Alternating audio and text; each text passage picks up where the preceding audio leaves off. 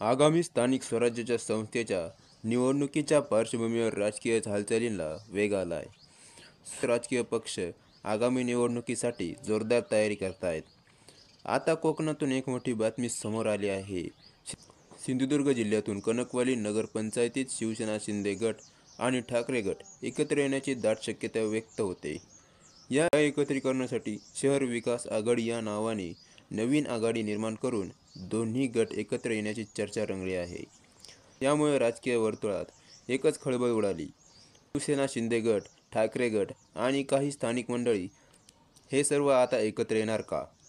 आणि उद्धव ठाकरेंनी शिंदेशी युती नाही असं स्पष्ट सांगून शुद्ध कणकवलीत वेगळी समीकरण तयार होतंय का? या सर्व मुद्द्यांना सविस्तरपणे जाणून घेऊया आजच्या व्हिडिओच्या माध्यमातून. तर नमस्कार मंडळी, तुम्ही बघताय शिवसेनेच्या फुटीनंतर प्रथम ठाकरे गट आणि शिंदे गट एकत्र येण्याची शक्यता व्यक्त होते. कणकवली शहरात याबाबत गुप्त बैठक झाल्याची माहिती समोर आली आहे. या बैठकीत नगरपंचायतच्या आगामी निवडणुकीच्या पार्श्वभूमीवर दोन्ही शिवसेना एकत्र येण्याची चर्चा झाल्याची माहिती समोर आली आहे. बैठकीत दोन्ही गटातील नेत्यांनी स्थानिक स्तरात मतभेद विसरून एकत्र येण्याची तयारी दाखवल्याचं सूत्रांकडून समजतंय. शिवसेनेच्या फुटीनंतर पहिल्यांदाच ठाकरे गट आणि शिंदे गट हे एकत्र येण्याची शक्यता आहे.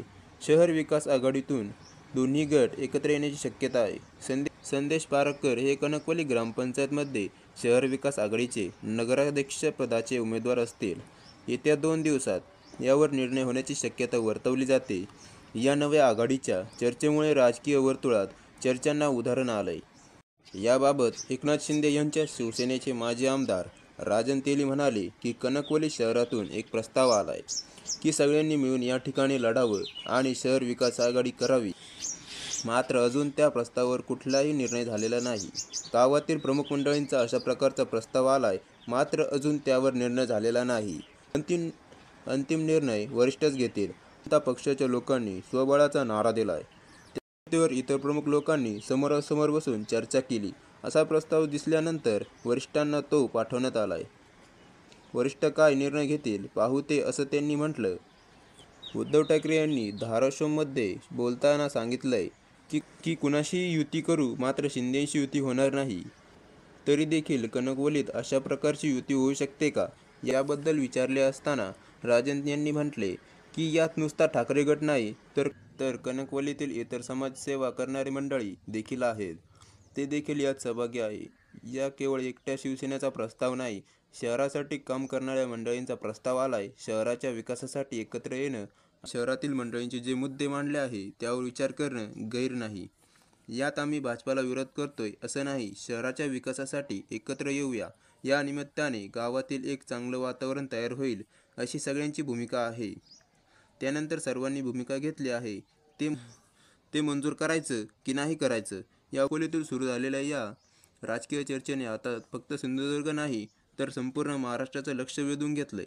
शिवसेनेच्या फुटीनंतर प्रथमच ठाकरे आणि शिंदे गट एकत्र येण्याची शक्यता व्यक्त होते. उद्धव ठाकरे स्पष्ट सांगताय शिंदेशी युती होणार नाही. मग कणकवलीतील शहर विकास आघाडीच्या नावाने दोन्ही गट एकत्र कसे आलेत? हा केवळ स्थानिक मुद्दा आहे की महाराष्ट्राच्या राजकारणात नव्या समीकरणाची सुरुवात इथूनच होणार आहे.